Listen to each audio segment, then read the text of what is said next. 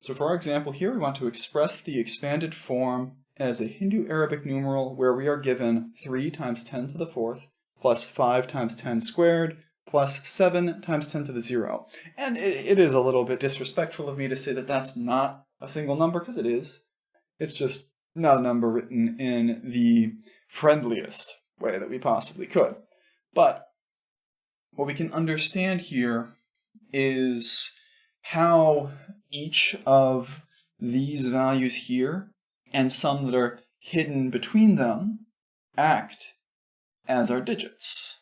So for something like our first digit, we can go all the way out to the left in that grouping and see that because we have 3 times 10 to the fourth, that's saying we have 3 copies of a 10 to the fourth like object, where remember 10 to the fourth is 10,000.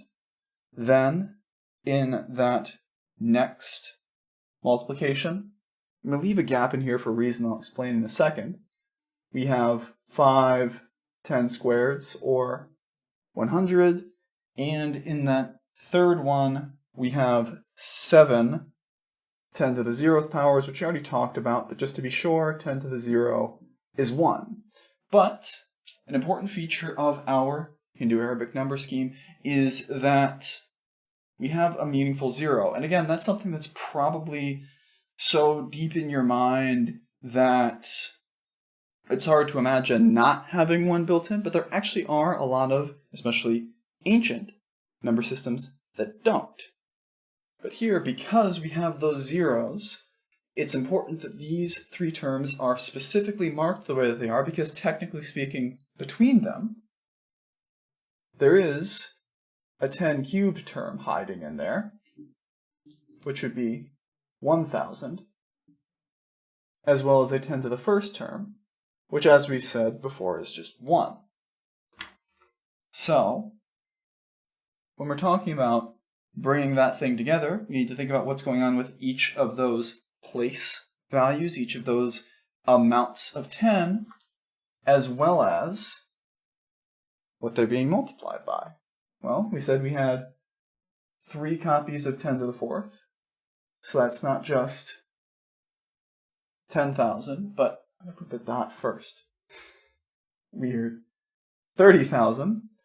We don't see any 10 cubed terms in there, so technically speaking, we have 0 of those. So we end up with 0 times 1,000, or 0. Then for our 10 squared terms, we have in there that there are 5 copies of that. So we end up with 5 times 10 squared, or, as most people would prefer to say, 500. We didn't have any 10s, no 10 to the first terms. So we have 0 times 10, or 0. And then finally we had 7, 10 to the zeros, which will just end up being, I don't need an extra equal sign, but I do need less smudge, 7. And if you want to find out what number this all represents, what's all in here, well, even though it's really wonky notation, all we need to do is add those pieces up, which here would end up being 30,000 plus 500 plus 7, for a total, if you want to represent this as a single Hindu-Arabic number,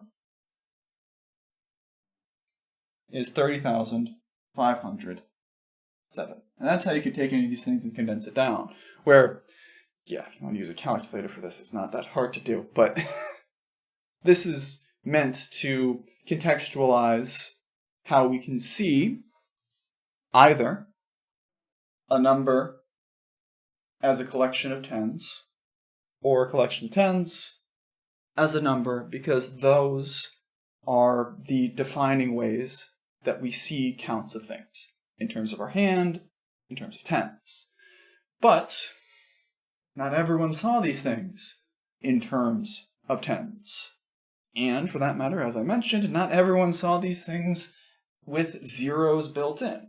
And the next piece that we're going to look at, the next system we're going to look at for a bit more context, is one in which those things did not occur.